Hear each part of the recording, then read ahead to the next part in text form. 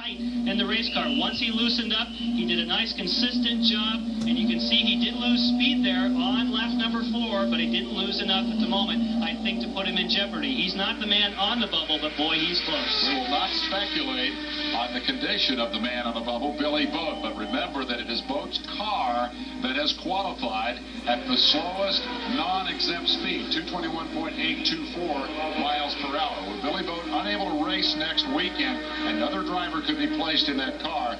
That car is still on the bubble in terms of bump speed. The field is now full.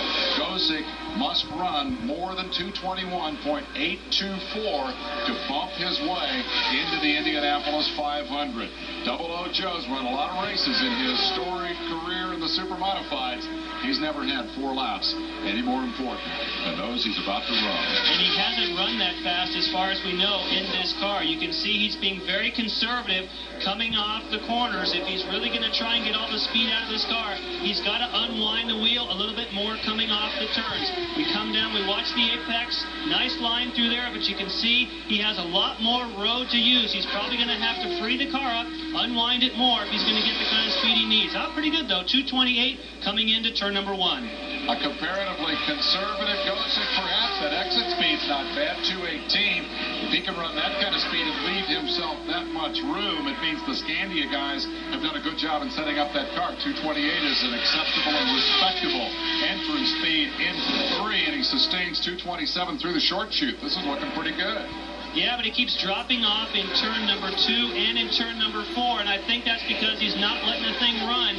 We'll have to look, wow, 223.7. So, man, you don't have to use all the road to get the kind of speed out of that car. If Gosek starts using all the road, imagine the kind of speeds we'll see. We're going to get to Harrington as soon as he's available down trackside.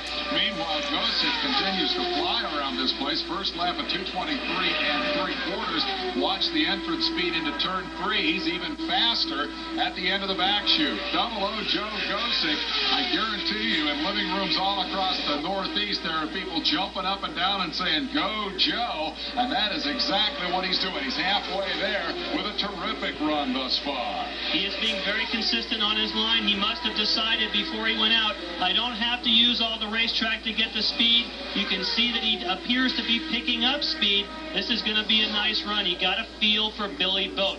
Can imagine what it feels like. You're in the Indy 500, you have a huge crash, and now it looks like he is going to be bumped from the field. A day gone bad for Billy Boat is getting worse. As we watch Gosek continue to circulate, Velez is not the man on the bubble. The average speed puts Harrington back on the bubble. His 222.185 is next after Boat. So the bubble speed continues to be 221.8. Gosek's going to cover that, barring any kind of difficulty. The speed falls off to 222.321 on lap 3.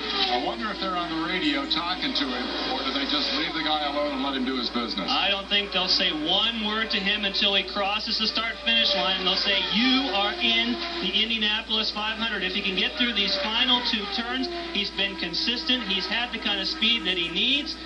Man, this is looking good for him." Gosek is 1 turn from home through the short chute at 224, off turn 4 and down to the checkered flag, and that will be plenty. Joe Gosek completes his qualifying run. We'll get the average number in a moment, but the congratulations are already beginning.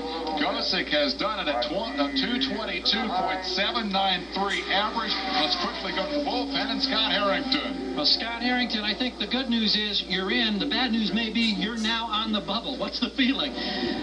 I'm just happy to be in at this point. I mean, obviously, we got a few minutes left here, so we'll see what happens. But after the month we've had, I'm just, feel pretty. Carlson's crew waved off his run after a couple of laps, and they have made an adjustment to the car and brought him right back into tech. He gets 3 qualifying attempts if he wants them. The celebration is on for Joe Gosek. Double O Joe is in the show. Let's go to Gary Gerald.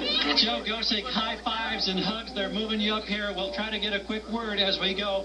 Vicky was here. Andy Evans is here. What are you feeling right now as you qualified for your first ever Indy 500?